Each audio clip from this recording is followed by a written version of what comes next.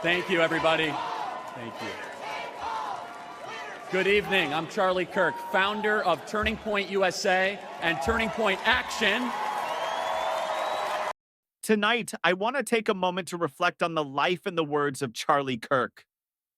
Watching this speech now, knowing that he's no longer with us, that he was tragically taken from this world, it hits completely different. This wasn't just another speech. This was a man pouring his heart out about the future of America, about young people, and about the country he loved. Together, the largest conservative grassroots organizations in the country. Thanks to our work, I talk to a lot of young people on campuses, at our events, on my radio show, podcast, and social media. Said differently, I visit college campuses so you don't have to. I hear a lot from young people about their hopes, their dreams, and their fears.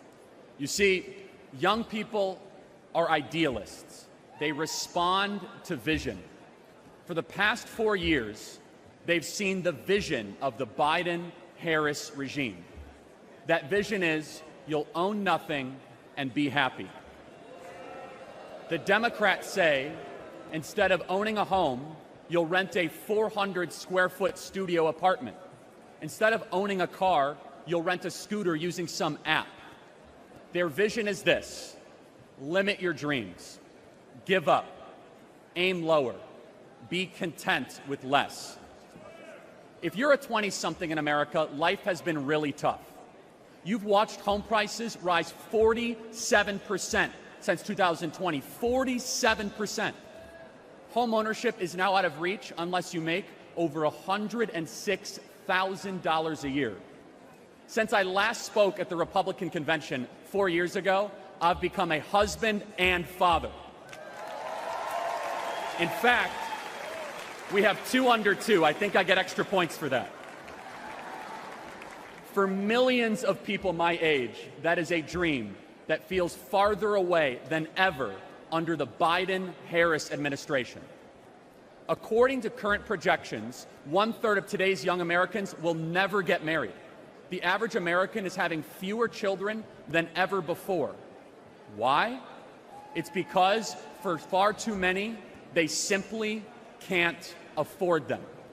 The basic things our parents enjoyed are increasingly out of reach for Gen Z and millennials.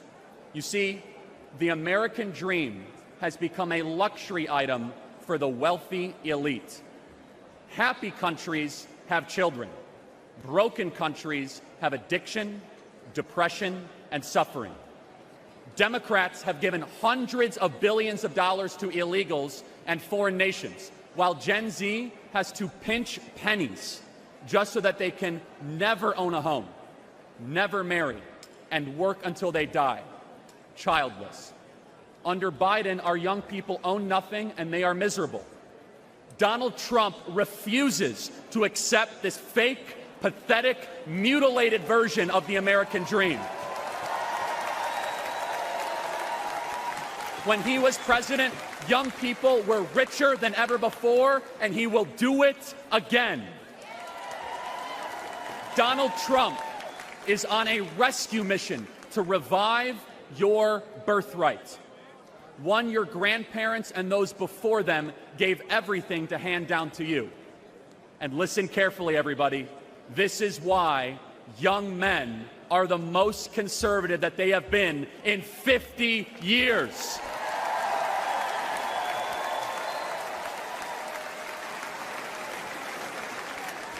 To all the Gen Zers watching this convention on TikTok right now, I have a message just for you. You don't have to stay poor.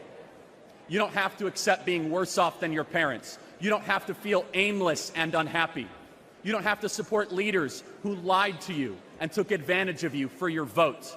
America's future is a series of choices. Our current state of slow motion national decline is a choice. This November, we're going to choose success. We're going to choose to put the future of Americans first. We are going to choose to no longer be spectators this election. We together are going to do the work to save America. We are going to choose to work harder than ever before, to chase ballots, to vote early, to register new voters, and all of us together working harder than ever, we will fire the Biden-Harris regime and put Donald Trump back in the White House where he belongs. God bless you guys. Thank you so much. Charlie Kirk was more than the founder of Turning Point USA and Turning Point Action. He built one of the largest grassroots conservative movements in the nation. He gave young conservatives a voice on campuses where they often felt silenced. And he did it with courage, with conviction, and with an unapologetic love for America. That alone changed the political landscape in this country. In this speech, Charlie talked about young Americans, their hopes, their fears, and their struggles. He said it so well.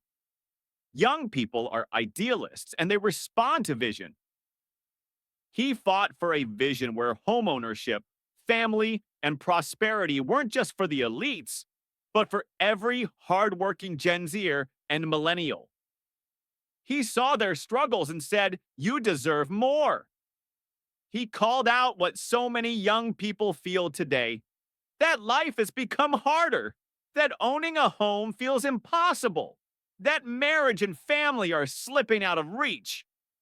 Charlie wasn't afraid to point the finger at policies and leaders he believed failed the next generation. Whether you agreed with him or not, you couldn't deny his passion for making sure young Americans didn't lose their shot at the American dream. What makes this moment so emotional is that Charlie wasn't just given policy points. He was giving us his heart. He was a husband, a father of 2 young kids, and he still gave everything to his mission of saving this country. He could have stayed quiet, lived a comfortable life, but instead he chose to stand up, fight back, and lead. And now, hearing his words, America's future is a series of choices. It feels like he was leaving us with a charge. He reminded young people, you don't have to stay poor. You don't have to stay unhappy. You don't have to settle. That message was more than politics. It was hope. It was empowerment.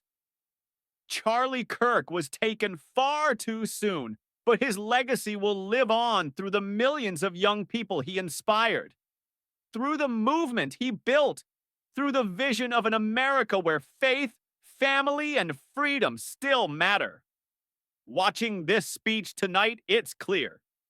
He believed in us. And now it's on us to carry that vision forward. If Charlie's words moved you the way they moved me, honor his legacy by staying engaged, by fighting for the future he believed in. Rest in peace, Charlie. You made a difference. You left your mark, and we won't forget you.